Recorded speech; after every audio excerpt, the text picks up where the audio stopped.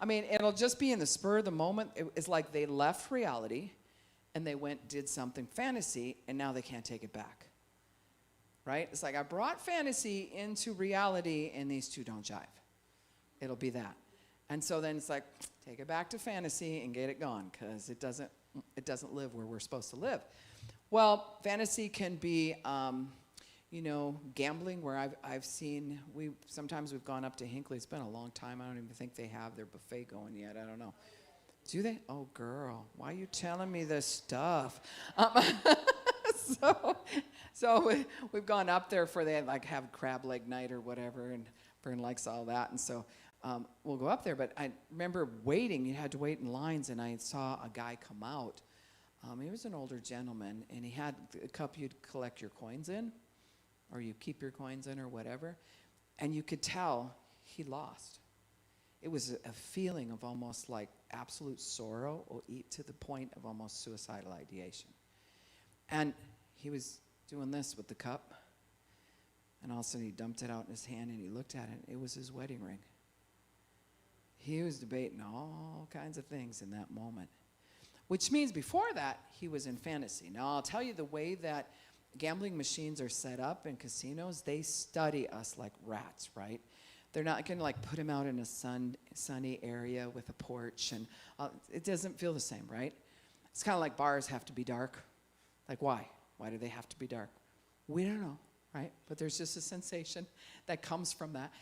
And so a lot of times it'll be the sound. Remember, we record everything through our five senses. Bling, ding, ding, ding, ding, ding, ding, ding. Bling, ding, ding, ding, ding. And then there's always a picture of a superhero, Dolly Parton, somebody that's, intense, some muscular guy, or, something that is like, it lights up a part of our brain where we go, oh. And they've proven by watching people, putting cameras on people, by their personality, they get people to go in that they've already took them through different tests, and they will pick a machine according to how their brain fires. So we just think, wow, here's the lucky machine.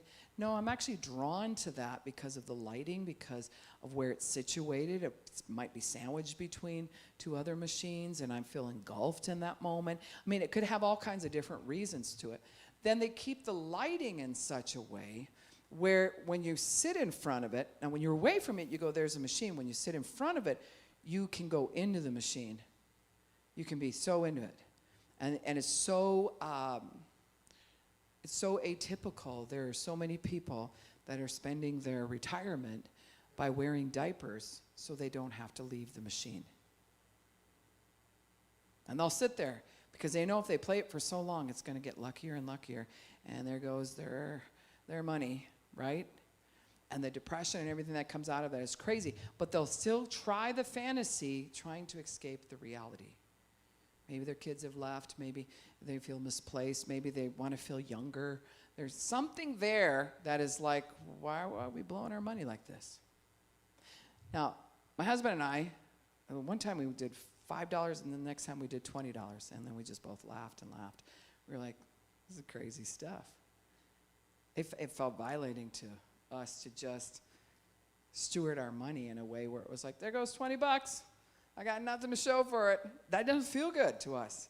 But it feels good to certain people. But, that wouldn't be my drug of choice. I mean, you could offer gambling to me over and over, and that would not be my drug of choice. But if there was a different fantasy, that could make you escape, that's where people go and they really ramp up the fantasy by using meth or doing something that causes escape. I'm escaping. I'm going to a different land. And so fantasy requires denial of reality. So let's say you're not using a drug. What are you doing that's causing you to deny reality of what's going on? Sometimes people will be in a spot where they really should be in counseling, and they'll deny it. They'll just not want to do it. But reality says you probably should be in counseling. But they'll come over and like, no, I got it. That's a fantasy. I mean, we can convince ourselves over in that realm. Denial, you literally have to lie to yourself. You have to say it's less than what you thought everyone thinks it is. It never happened. No, I can do this. We lie to ourselves. It's a way of pushing off from reality. It's like, I got to leave the shore of reality. I am detaching. Bye-bye. bye-bye. We're just going to go. And so if you find yourself feeling, even having the sensation of like, something's really bothering me, and the sensation I have that follows it is I got to get out of here. Like, I need to go to Florida. There's some kind of, I need to take a trip to whatever. Not there's anything wrong with Florida. I'm just saying sometimes we'll do that as a way of like, I need to detach from what's real here. It's so painful. I cannot look at it another day. Now that is different than taking a break from something. A person who maybe was heavily sexually abused or something like that, even in counseling, if they had opportunity to meet with me 5 days in a row, I wouldn't do it. Because you can only dig up so much over and over, and it's just like, what you're saying is let's feel all of that sensation, continually. Well, you're going to need a break. So that's different, taking a break and being like, I just need time to process this. It's taking up a lot of space, time, and energy in my brain. So I'm going to take a break. We're going to take the kayaks out. We'll just go down the river, and if something comes through my mind, I'll randomly contemplate it. Right? But I'm not going to be on a mission to do it. Then you give yourself a little bit of a break, and it comes back around. You're like, okay, now this is going to, next counseling, I'm going to go in. This is a mission. I got to dig some stuff up. And you have to be ready to do that. If you try to do it every day, it's going to be way too much. It'll take up too much space, time, and energy in your brain. And it'll actually cause a collapsing of your hope. I started counseling, or I started Bible study, or started whatever it is, and I was going to get an answer. And then people just kept just trying to milk the situation, and they wanted me to resolve everything, and they keep wanting to talk about it. And it's like, Well, sometimes you need breaks in between. They can feel very smothering, and then it's too much of the sensation that goes with it. All memories have a sensation, and it'll be too much of that sensation. So here we are. The next step is that fantasy denial. So if you're here tonight and you're like, well, I don't use meth, and I'm not a heroin addict, and, I'm good on the alcohol, I don't do that, whatever it is there something there that you're saying, man, there's times I just want to detach from reality? Like, reality sucks. If you have that sensation, it's kind of like, I don't like reality.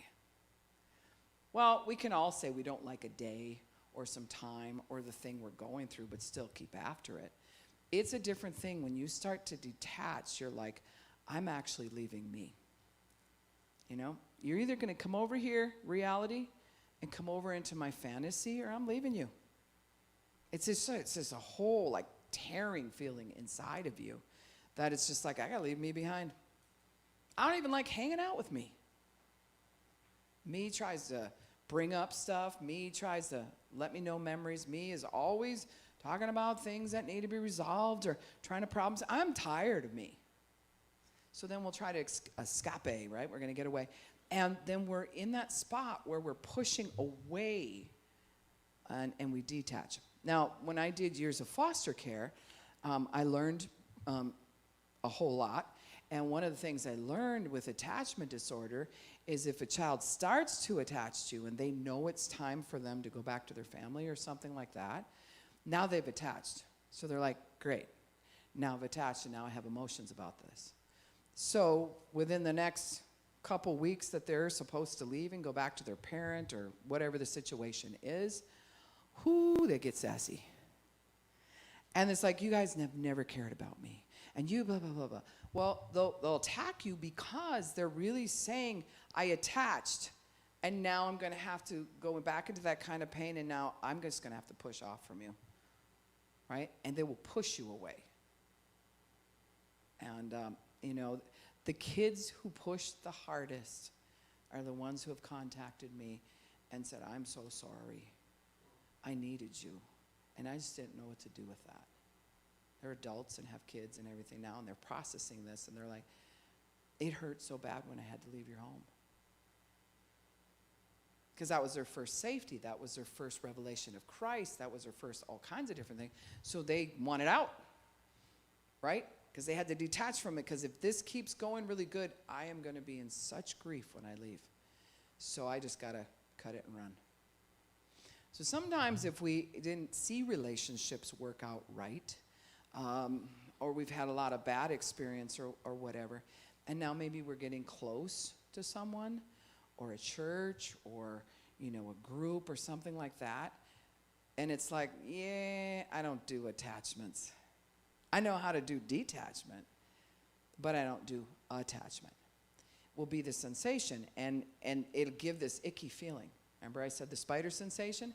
Well, people who don't know how to bond get sensations when people start to care about them. And all of a sudden you're like, yeah, they're caring about me. I don't want to do this. This is starting to feel, I want this, but I don't want this. And it just starts this wrestling match. And so what usually will happen is they'll find a way to detach. Now I'll take this to a deeper level.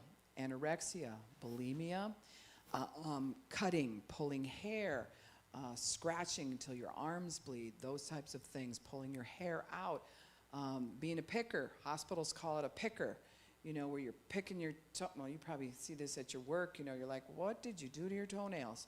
A person will just start picking at them, and they're thinking they're cleaning them up or something, and it just goes way too far. They can't stop picking their skin or picking at stuff. And so what'll happen is it's a way of like, I can't get away from me. I am trying to disassociate, and I can't get away from me. But then sometimes we'll push away from ourselves, and there's this scary feeling of like, now I can't get back. So a lot of people who cut, they'll cut so that when they see the blood, when they see something, they're like, okay, I'm still here. I'm still attached. I thought I totally left. I thought I wasn't coming back. Right? So detachment is huge. If we never went any further tonight and we just self-assessed as to whether or not we have areas we detach, highly important. Because in order to push off, sometimes we use a drug to do that. Sometimes we use work. Sometimes we get caught in books. I know a guy who got caught in Tarzan series. It was a fantasy series. To the point his wife is like, he is left home in his brain.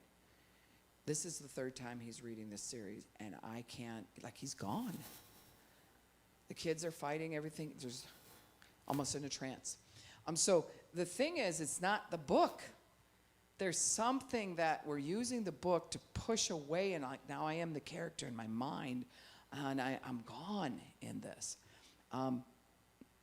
I brought this up sometimes in the past when I'm teaching in recovery, so you may have heard this. We've worked with several people who do this, where they'll get up in the morning, early mornings, usually 4, and I'm an early morning person like that too, but I'm not doing what they're doing. They'll get up in the morning, and they'll take out a fresh pad of paper, and they start running how whatever the number of the lottery is at that time, if it's 2 billion, if it's 100,000, wherever it's at, they will just run that to see how they would split the money right before they go to work, and they'll get caught. You know, if we happen to win this one, this is what I'm going to do. Now, I've thought about that. If you won a prize or something, or somebody just walked up and gave you $1 million, shoot, I already know what I'd do with $1 million, right? I have to take it to God and submit it to Him, and then He'd tell me what to do. Right? So me writing out all kinds of stuff is me thinking I'm in charge of that money, when really He's the one who gave it, so He's the one in charge of it. I'm just a steward. So it kind of takes you out of that spot.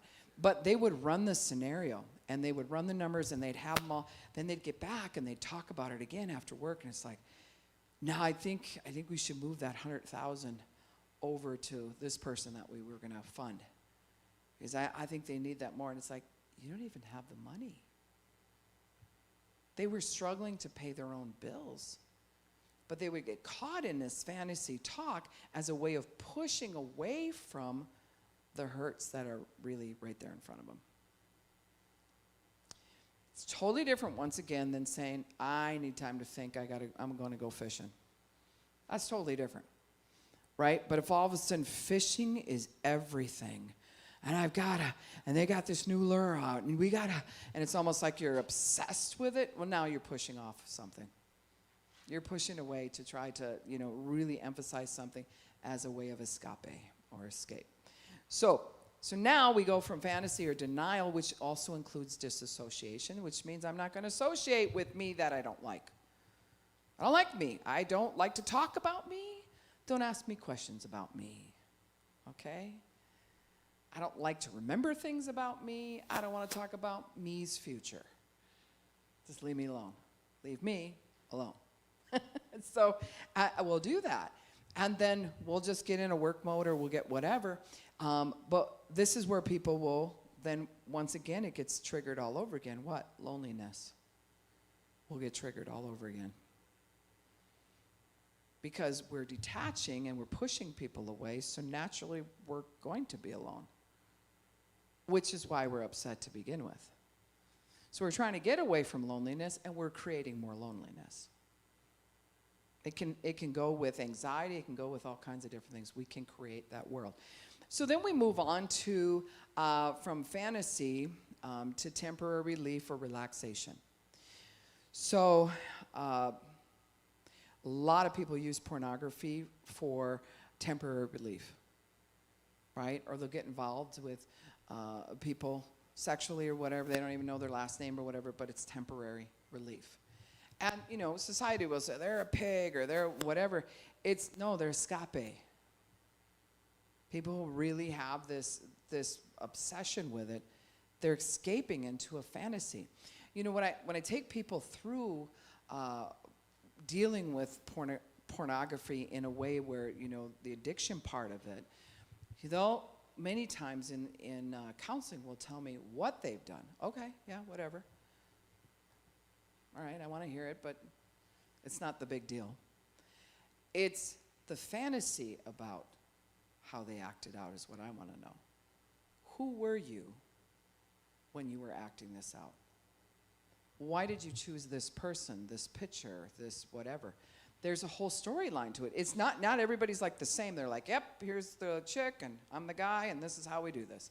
Or here's the, you know, now 40% of women, Christian women, are hooked on pornography.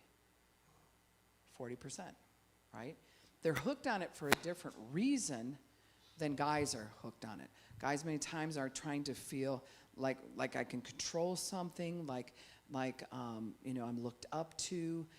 I need to feel secure as a man or whatever it is. And so your fantasy line will follow that. Your fantasy line is how you pretend and how you act out is your avatar that you've chosen. That's what I'm after when I deal with that form of addiction. What's your avatar? An avatar is like in a video game. You pick a character. You decide what weapons, all of that. And so the storyline goes with that. That's going to tell me where your hurt is. What you did, okay, well, it happened. It was what it was. Let's move on to the storyline of what character you played in your mind. See? And so women are doing this more and more because of feeling inadequate. They want to know that they would be the one that would be chosen. Right? So this is where sexting comes in and all of these different things. It's not because, oh yes, I want to sleep with everybody. No, it's like, could you please notice me? Could you please let me know if I'm okay? I want to be liked. I want to get a lot of likes. I just want that. And once you feed that monster, you're going to have to feed it the rest of your life, and it will eat you eventually. So there's that. That's pornography, but other fantasy stuff, it could be spending money, like I said. It could be gambling. It could be overworking or going too far in a dream of you know, an idea with a business or something like that. God will give you the big picture of your business, but then you have to walk detail to detail to get to that big picture. And a lot of times, detachment will say, I don't want to do the details. I just want the big picture.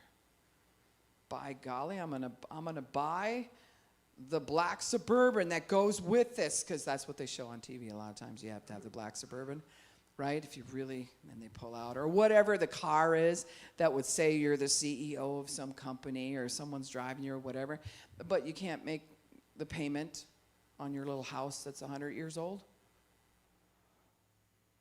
right? We see this a lot in inner city. Or like when we were in Denver, in the 80s, it was really big. Toward the end of the 80s, everything was tennis shoes.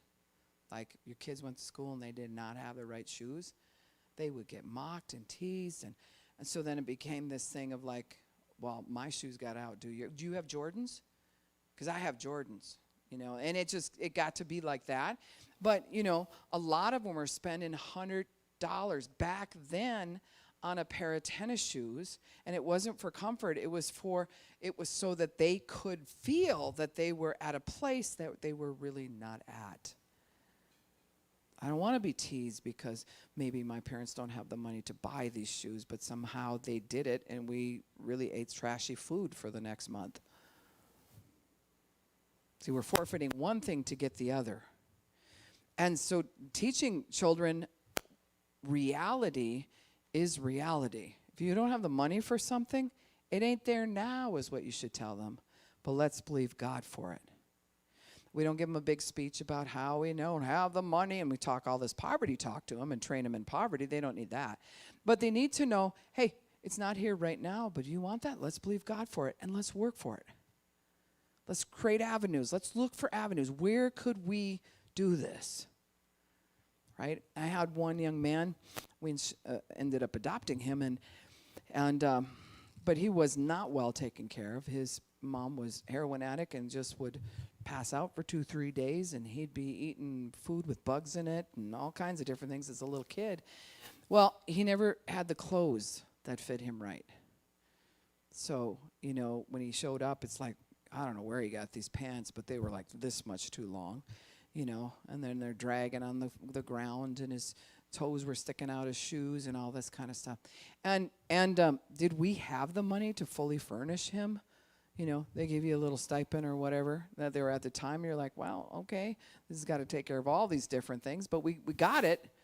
And we said, but let's believe God for it to be spent more wisely. Well, he knew what that meant. We're going to the thrift store, and there's probably not going to be anything there for him because he's shorter and real muscular, and so he just has a hard time finding things. And boys, anyway, when they're, grade school or whatever, I mean, you're like, we can pass these clothes down. Really? After they're in first grade, there ain't much passing down for boys because they're like, blow it out. Their knees are blown out and all this kind of stuff, and so it's really hard. So he believed God with me. He said, okay, I can try this. And we prayed. And, of course, what he went from was all the kids at school who were somebody were wearing Abercrombie. They were wearing, the different things that were big back then, and it's like crazy mad prices and all this kind of stuff. But I said, that's what you want? He said, yeah. I said, let's believe God for it. We show up at this garage sale because I'm looking for something else.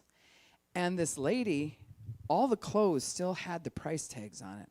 She was like, well, I bought these for my son, and he just didn't like them, and I just didn't have the heart to take them back. And she clothed him for school, right? Like fully, he had the whole thing for school for something like $75.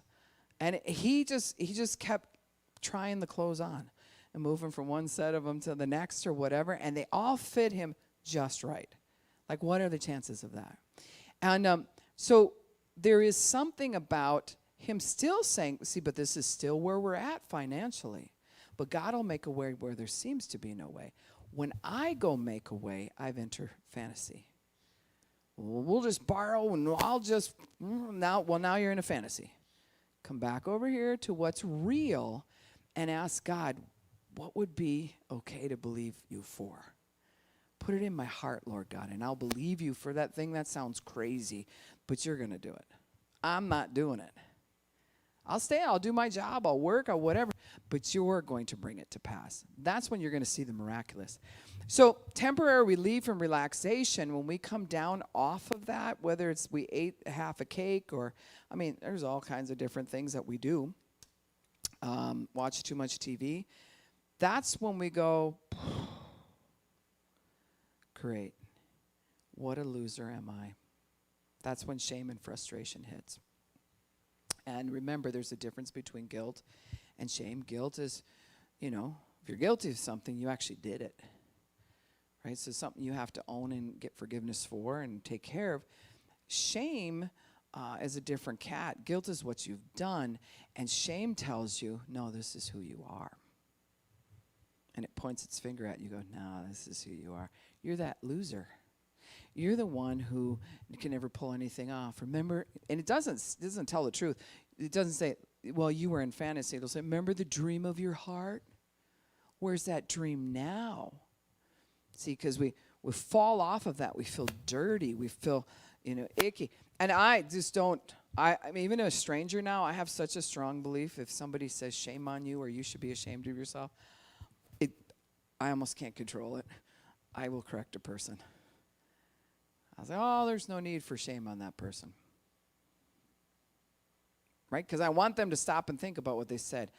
Who am I to put shame on you? What I'm saying is whatever behavior you had, now you are that.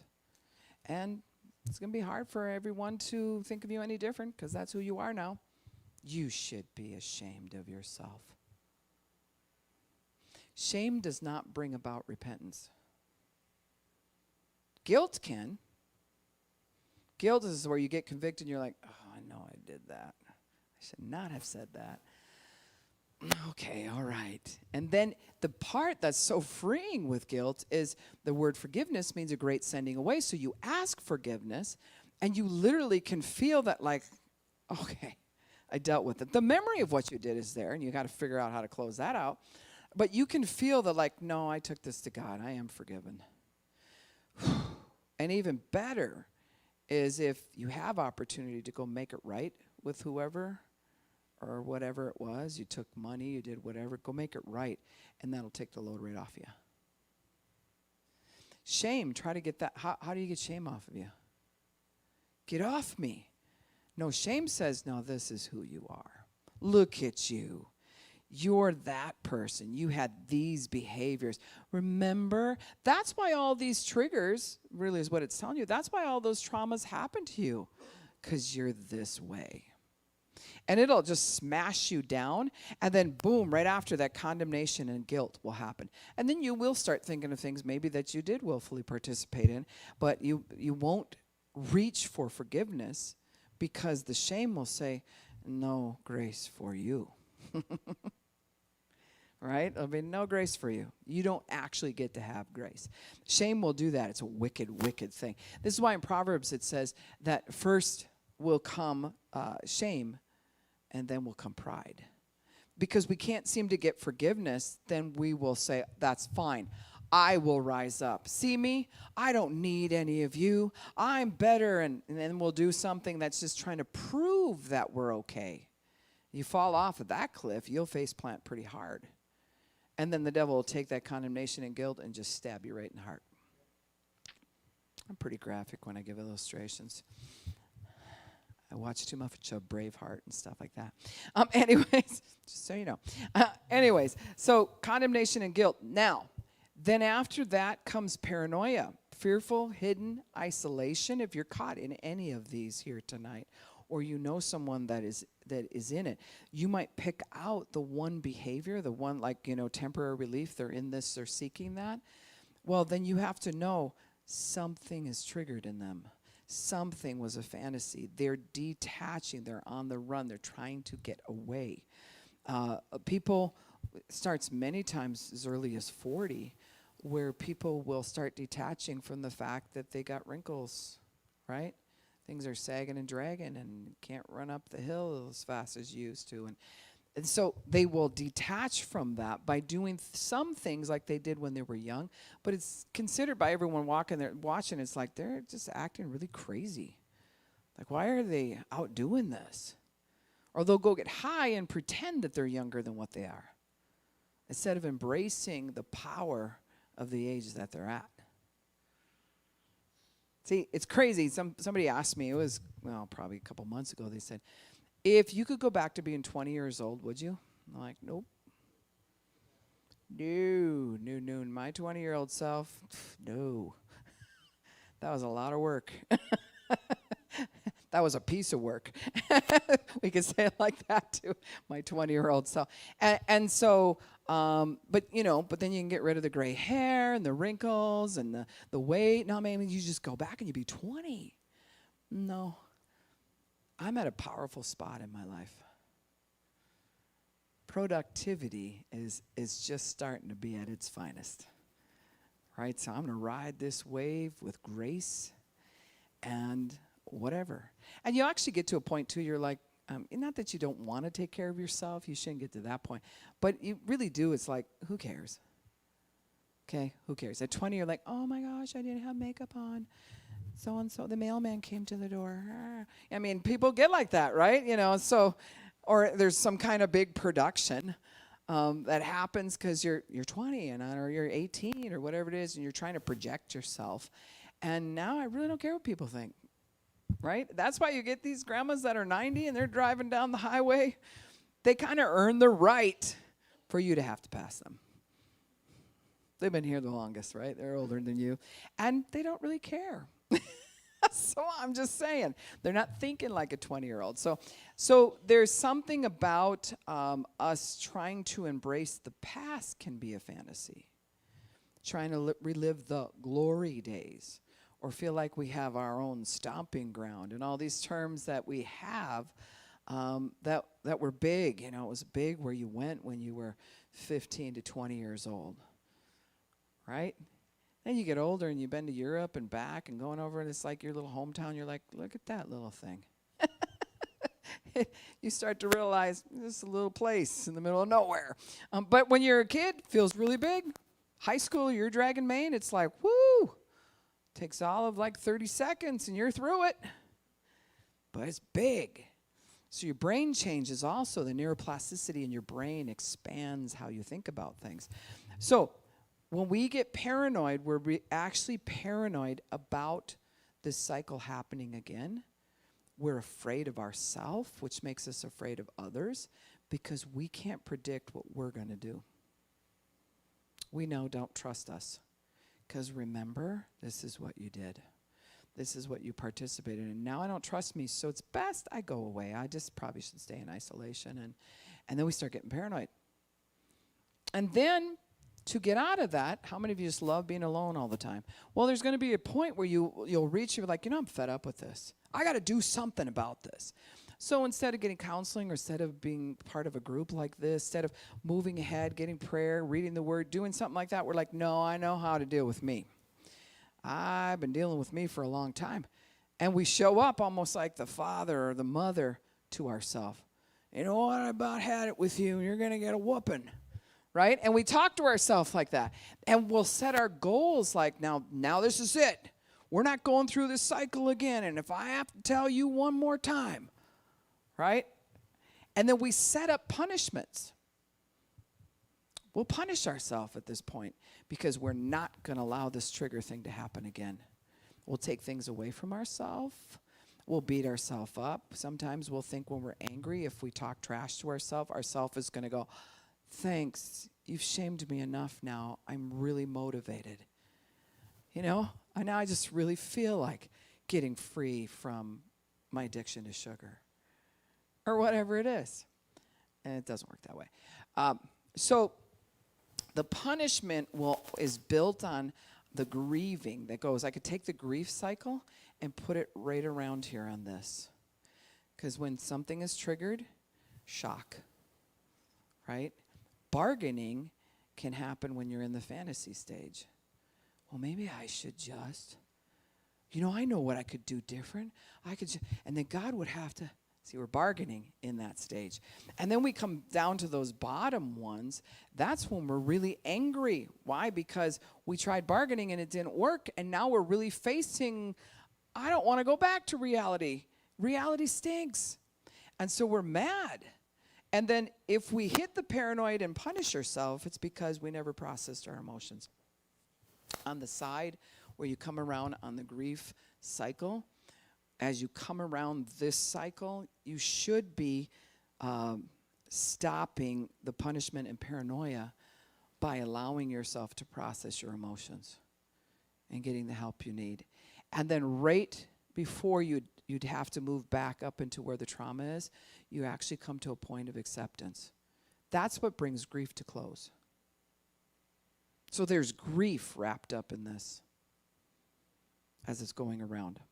This is heavy duty. This is a sheet that you should really kind of take to prayer and just ask God,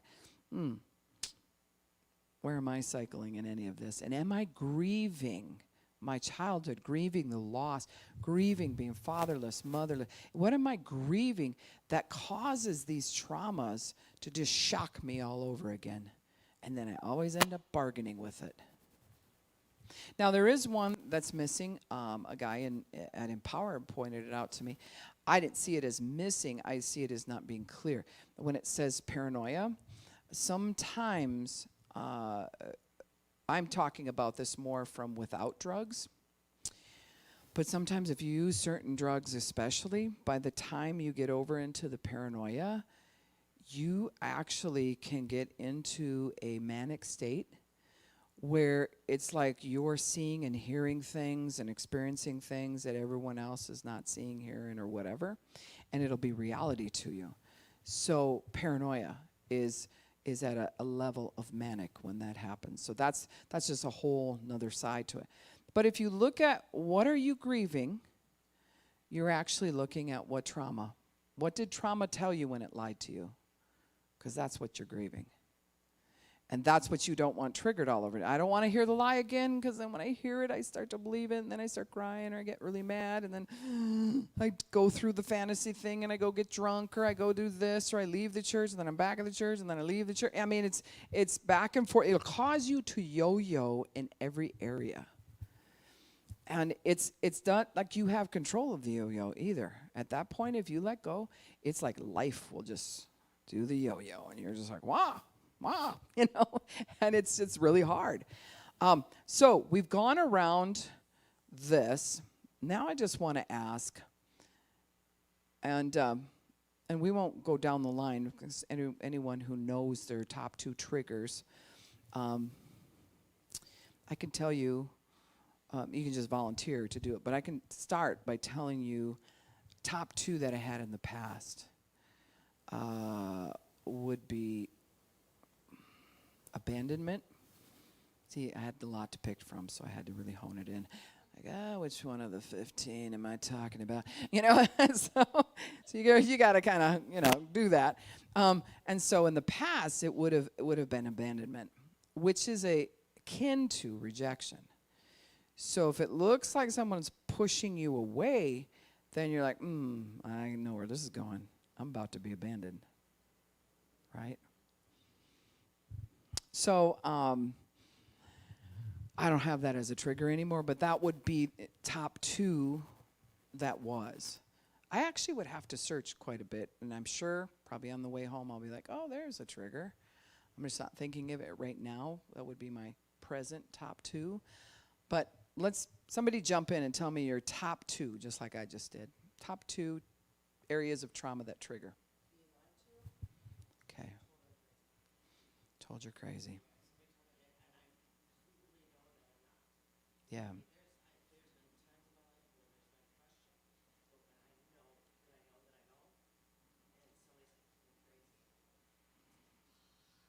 Mm-hmm. That gives you a sensation, doesn't it?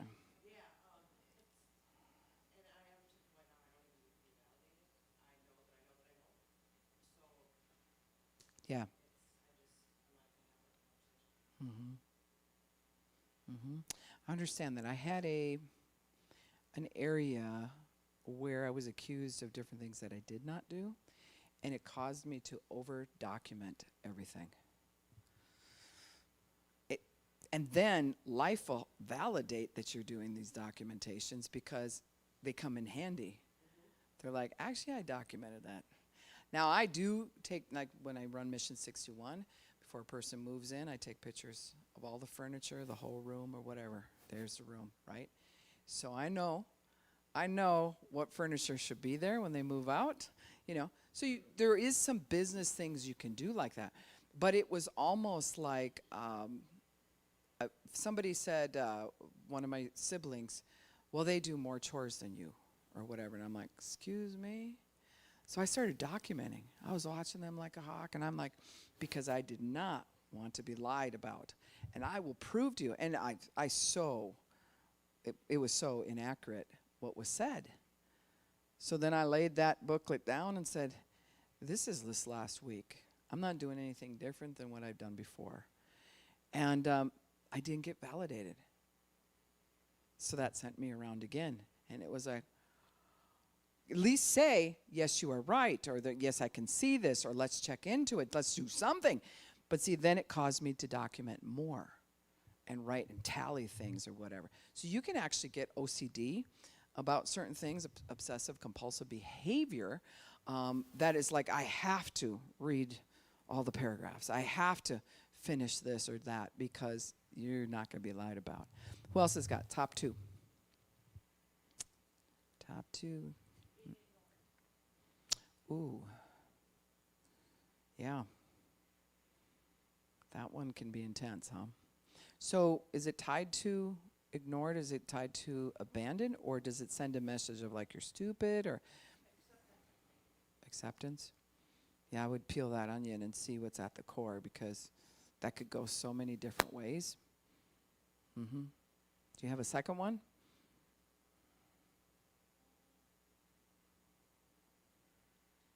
Mm-hmm.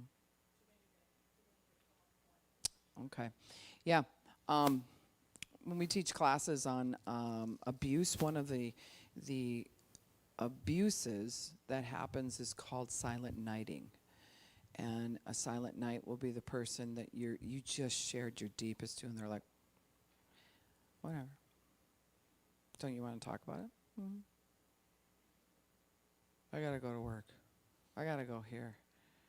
I got to go take care of the kids or whatever. And you're like, I just talked to you about something really deep. Or like by not doing this, it's a form of control that will make you feel exactly like you're feeling. And then you're like, they either didn't hear me, so then you will say more. And people who feel ignored can become lawyers, right? I mean, because then when you finally get the floor, you're like, Your Honor, I'm about to present, you know? And I mean, you will present because like, nobody's ignoring me now. I have proof. I got the facts. You are going to listen to me. And it can come to that. And then that person who's passive aggressive and hasn't listened to you will go, see, that's what I'm talking about. You get like this. Look at you. Out of control. You need help. And they're like, ah! Because they've been trying to talk this whole time and they've been ignored. Somebody else have one or two.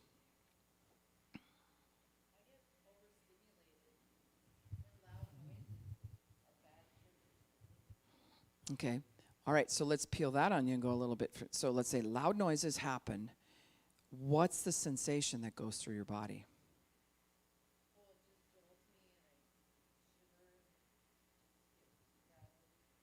Like a fear? A form of it? Yeah? When that happens to you, you're like, bah, bah, bah, bah. Yeah. Yeah. Yeah, you're like, we're going to take care of this. Do not do that to me again. Yeah. Yeah, yeah, yeah. Yeah, that. Yes, I had one of those. That's exactly. Who else has got? Top two. Or one. Can I think of one? That's a trigger for you? Yelling? That's a trigger. Yeah. Yeah. Yelling hits a processor area of your brain and it like disables it from continuing on. I don't know how to, if you took a computer and it's working at a certain speed, you know, maybe it's an older computer, we'll use that as an example, and all of a sudden you shove something into it that was beyond the processor, it'll just lock up. And it's like, and you'll start blinking real heavy, and it's like, you can't actually process at that point. This is why when people, if there's yelling, they'll say, I just lost everything to say.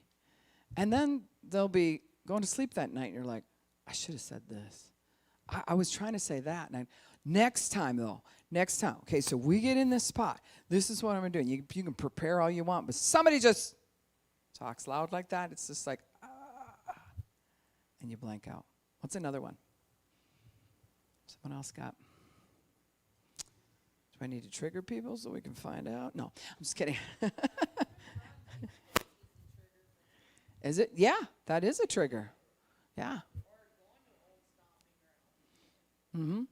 So what's the sensation, though? It isn't just like, well, if I drive by the blue house, that makes me want to use. No, there's a sensation that goes by when you're in a certain neighborhood, high school graduation, anything that's like, oh, there's a sensation that goes. So you have to identify, what's the sensation you're feeling? What's that spider thing that you felt and your little dance that you do regarding it? Mm-hmm. Yeah. Yeah. Talked to several people who literally uh, will get caught in a situation where they're upset and they just go for a walk, but they almost are like not paying attention to where they're going. It causes you to just be in a fog, and all of a sudden you realize you walk 3 miles, or how did I get here, or whatever. It's a really distraught type of feeling. Makes you feel crazy, but you're not. It's just that adrenaline hit the brain in that way. Did you have a trigger that I can touch, a little button I can push? Okay. Yeah, so just saying that is enough of a sensation. Yeah. So some people, it's not an overall umbrella, but it will be, it'll be like, I remember the time my dad did such and such, and that has a sensation. But for other people, it's like you just say, my dad, my ex is another one. It's like, if it was that intense, if it was, because your brain is having a really difficult time thinking of the best in that moment. It will think of the worst of what happened to you because those are all the things that are unresolved. And for some people, the whole thing had very little inserts of anything good. It was constant abuse and whatever it was. And so your dad. So I wonder how that translates. You don't have to answer this, but translates for you to, it isn't like, Dan walks up to you and goes, your dad.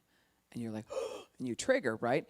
It has to, there's something that it's like the need of a father.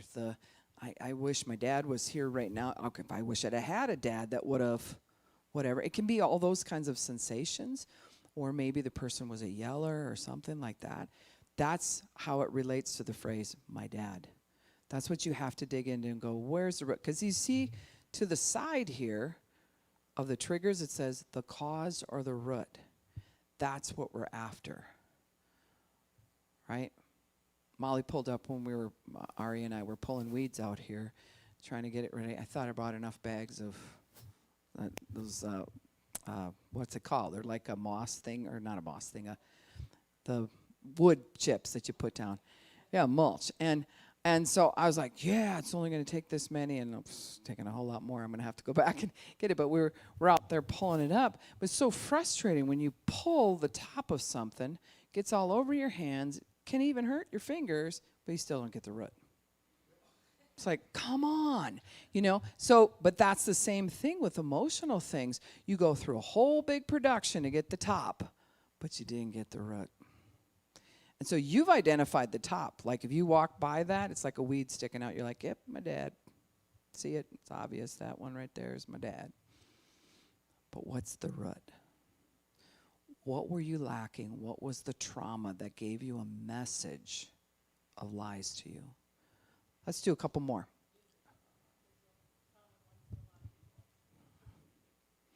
Mm-hmm. Yeah.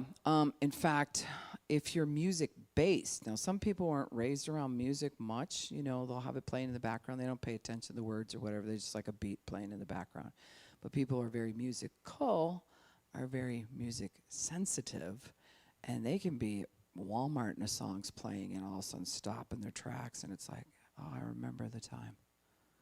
That's why places like that, I have a book where it talks about kind of like the entrapment of how we spend things. You go to different countries, there's no music in their grocery store. There's no bright colored NyQuil and all this kind of stuff, and Cheerios that are colored or whatever. Everything is very bland. And it'll throw you off when you're from America. You'll be like, I don't know what to buy, right? But then when you are here, you start to realize, man, do we manipulate buying through color, through strong taste, through stuff that's not even any good for you or whatever. But then they also have certain times during the day, and I think they said it started at, the one study was 3 o'clock. Grocery stores will start to play love songs, but definitely if it's in the evening right before supper, right? Because when we're walking through and it's like, oh, I remember this song. I know he likes shrimp. Maybe we should do that tonight. I know we were just going to have tater tots, but we're going to go all the way, and they'll spend more. So because we're influenced by what's happening around us, you got to pay attention to that, right? My husband and I, we are the get in and get out when we shop. Like I've learned this just because I don't like that influence. It's more like, okay, here's my mission, we're going in. It's that kind of feeling. You head that way, I got this over here, and we just slam it in the cart and we're out as fast as we can go. Not that we're afraid of it, but we're not just sitting there going, oh, I just want the sensation of the store, and isn't this beautiful? How many people go to Walmart to buy the one thing and come out with 10? There's something in there that's an influence. What is it? Could be the music, right? Yeah. So and so then if you budget it, you only take a certain amount of money, and that does help, but you can feel the pull. It's like a magnet. It's like, come on, you need this extra little something, and it's usually little stuff like these little clips or whatever. Oh, I should pick up a package of that. Oh, need some more pencils. I mean, suddenly we're just like throwing stuff in the cart that actually we don't need any of it right now. Yes, they do. Right. And then you dare to take your children in with you. Mom, I want this. And you're like, I'm trying to get out safe, I'm trying to not buy anything for my needs, let alone they're coming up and asking you different things or whatever. So let's name one more trigger. Somebody got another trigger? And then we'll explain that.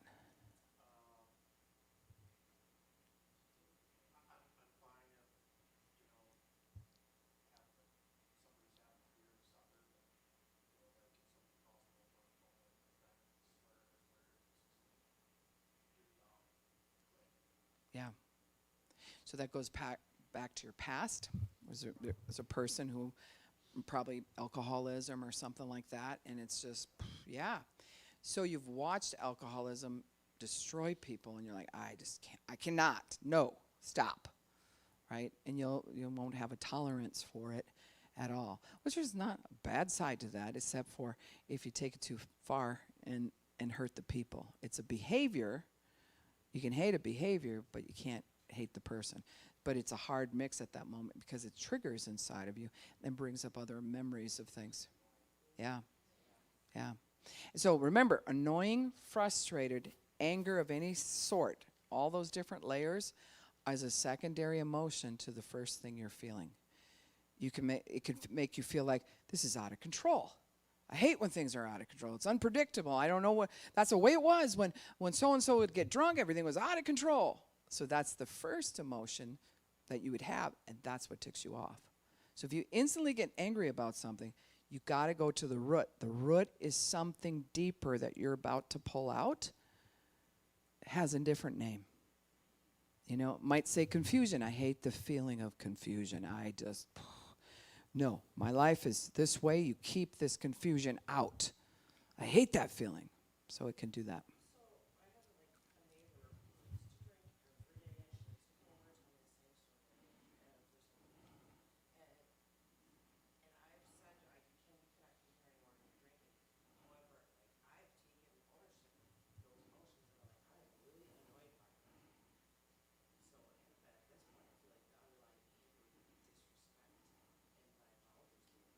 Yeah.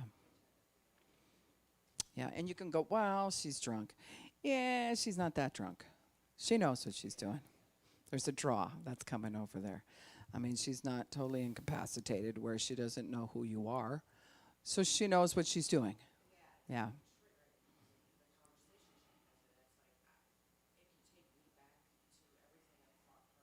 Correct. Correct. So right, so speaking in all the different homes that I do, or anything from Teen Challenge to whatever, when it comes to rehabilitation, we hear people over and over, even in a home or a Bible study, if someone comes and you're like, I'm trying to produce these boundaries for myself. Maybe you're going to attend a small group that day, and you show up to the small group, and you're trying to be over addiction, and you maybe it's 6 months in or whatever, and somebody smells like something you're trying to get over. It's not like you go, oh, it's too bad. They're at that place where I was 6 months ago. I just feel bad for them. No, there's just like, I'm out. I am not staying in this house. I do not want to tolerate that person. And you'll push away. Why? Because you're saying no to yourself, and now it feels like they're pushing themselves on you, but they're not. They're just standing there. And you can tell their mannerisms look like someone who's used meth, or you can tell that, and it's just like, there's a disgust that will come. And, we've had it where maybe somebody came to the home for a night or whatever, and you got 4 women living in the house. The other 3 will be like, you ain't staying here. Right? Because it's triggering them. And guess what? We got to move them if it's a trigger for them. Because they can take out the 3 just because of the 1. So that's kind of where that's at. So take this sheet. It can be kind of intense. It's not only for you, but it's also for your grandma and anyone else who might be like, you might look at them and go, wow, they've just entered a fantasy. They're trying to detach emotionally. They're not even in the real world. So sometimes elderly people, for instance, I brought up grandma, will make their plans, what they're going to do for the next 25 years, and they're already 85, and you're like, and then I'll probably start a garden out there, whatever. They're not in what's real. So people will say, oh, no, they're senile. No, they're trying to detach from what's real. I don't want to face death. I don't want to age. I don't want to have to sell the house. I don't want to have to do all these different things.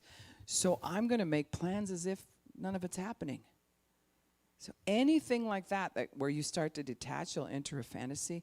It's really hard to work with fantasy in the reality world. Let's stand. Father, show us by your Spirit where we've been in entrapment, where something's hiding behind a tree, where something's been lurking around our house, or a way we're communicating that we have not seen until tonight. Show us, reveal to us what's at the root of our own core pain. In the mighty name of Jesus. We thank you, Lord, for drawing more people here. We thank you, Lord, for causing people to become more and more real, and the safety that's here, Lord God. We thank you. It's by your Spirit in the name of Jesus. Amen. All right, I will see you guys this weekend.